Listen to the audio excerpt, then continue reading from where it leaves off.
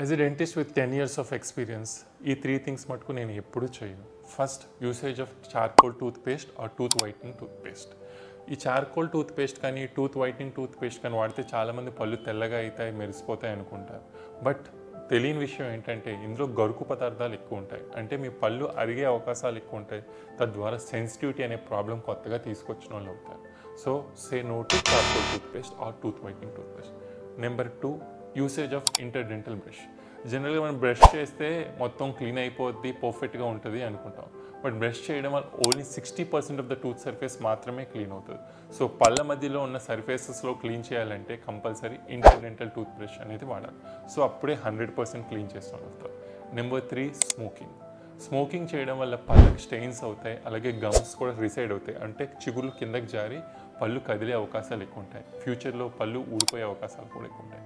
So as a dentist ఈ 3 things మటుకు నేను ఎప్పుడూ చేయను, నా పేషెంట్స్ కూడా రికమెండ్ చేయను.